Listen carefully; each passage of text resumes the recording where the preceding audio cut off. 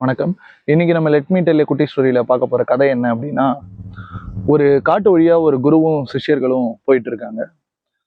அப்ப குரு வந்து ஓய்வு எடுக்கலாம் அப்படின்னு நினைக்கிறாரு. நினைக்கும் போது தன்னுடைய சிஷ்யன் ஒருத்தனை கூப்பிட்டு, இந்த ஒட்டகத்தை வந்து கட்டி போடு, நான் ஓய்வு எடுத்துட்டு திருப்பி வரேன் அப்படின்னு சொல்லிட்டு ஓய்வு எடுக்க போயிட்டாரு.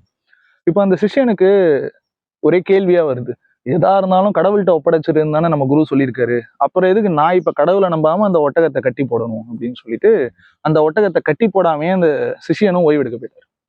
இப்போ கொஞ்ச நேரத்துக்கு அப்புறம் அந்த குரு எந்திரிச்சு வராரு. மறுபடியும் எல்லாரும் கிளம்பலாம் அப்படின்னு சொல்லிட்டு அந்த சிஷ்யனை கூப்பிட்டு ஒட்டகம் எங்க ஒட்டகத்தை காணும் அப்படின்றாரு. உடனே அந்த சிஷ்யன் சொல்றாரு, நீங்க தானே குருவே சொன்னீங்க எதா இருந்தாலும் கடவுள்கிட்ட ஒப்படைச்சுன்னு. அதனால கடவுள் பார்த்து பாருன்னு நான் கட்டி போடாம விட்டுட்டேன்.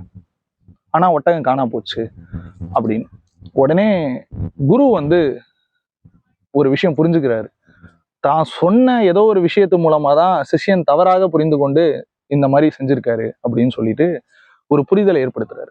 குரு என்ன சொல்றாரு அப்படின்னா, நீ அந்த ஒட்டகத்தை கட்டி போட்டதுக்கு அப்புறமும் அந்த ஒட்டகம் காணாம போறதுக்கோ, அந்த ஒட்டகத்தை யாராவது ஒருத்தர் களவாடிட்டு போறதுக்கோ, அந்த ஒட்டகத்தை வேற ஏதாவது ஒரு மிருகம் வேட்டையாடவோ வாய்ப்பு இருக்கு.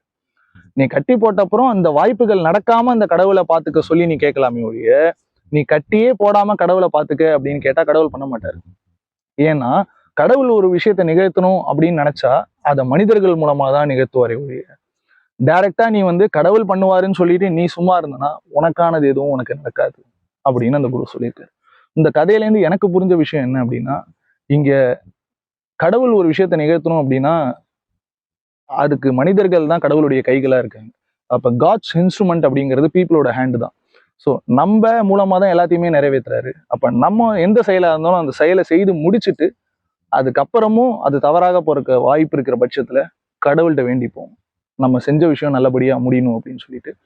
இதே மாதிரி இந்த கதை மூலமா உங்களுக்கு இருக்கிற கருத்துக்களை கமெண்ட்ஸ் பாக்ஸ்ல பதிவு பண்ணுங்க.